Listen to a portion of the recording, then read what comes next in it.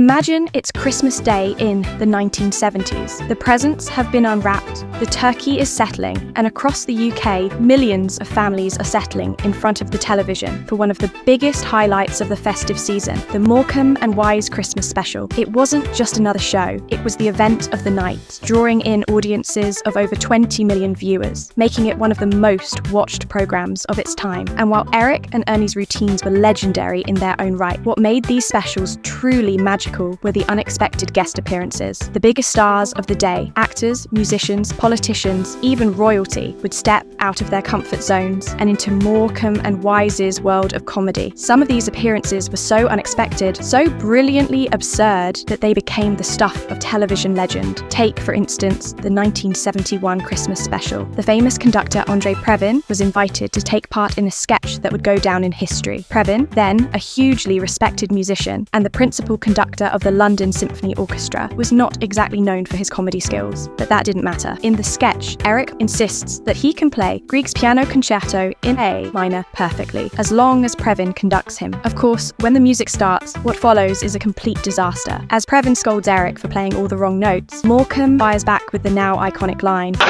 "I'm playing all the right notes, but not necessarily in the right order." It was a moment of sheer comedic brilliance, and the fact that a musician of Previn's stature was willing to throw himself into the joke made it even funnier. The audience loved it, and even today, it remains one of the most beloved Morecambe and Wise moments of all time. Then, there was Angela Rippon's appearance in the 1976 Christmas special. At the time, Rippon was a well-respected newsreader for the BBC, known for her serious and professional demeanour. So, when she appeared in a sketch reading the news, no one expected what came next. As the desk was pulled away, she emerged in a glamorous dress and launched into an incredibly polished song and dance routine. It was a moment of pure surprise. Audiences had never seen a newsreader like this before. It was glamorous, funny, and a little bit cheeky, and it showed that even the most serious of public figures weren't above having a bit of fun. The 1977 special brought another unexpected crossover. Penelope Keith from The Good Life joined Eric and Ernie for a memorable sketch with cameos from Richard Briers and Paul Eddington. At the time, The Good Life was one of the most beloved sitcoms in Britain, so seeing its stars thrown into Morecambe and Wise's world of mischief was a joy for fans.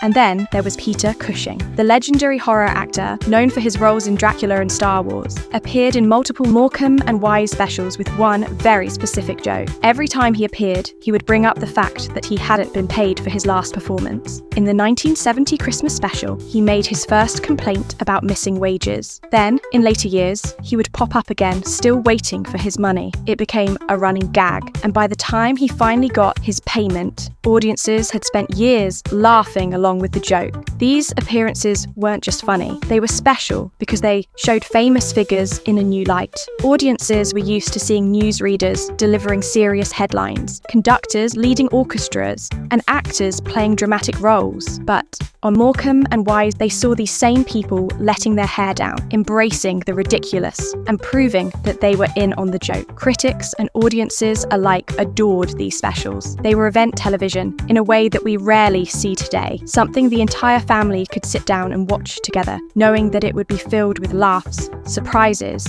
and sheer entertainment. The guest stars helped make each special feel unique, and their willingness to poke fun at themselves made them even more beloved. Even now, decades later, these shows are still repeated every Christmas. Why? Because they capture something timeless. The comedy still works, the sketches still bring joy, and the guest appearances still feel magical. In an era where TV comes and goes, and Christmas specials don't quite have the same weight they once did, Morecambe and Wise's shows remain a comforting tradition, proof that truly great comedy never fades. So next time you see a rerun of one of these classics, take a moment to appreciate what made them so special. Whether it's André Previn playing all the right notes in the wrong order, Angela Rippon dancing her way out of the news, or Peter Cushing still chasing that paycheck, these moments remind us of a golden age of television. One where the biggest stars in the world lined up for the chance to be the butt of Eric and Ernie's jokes. And honestly, who could blame them?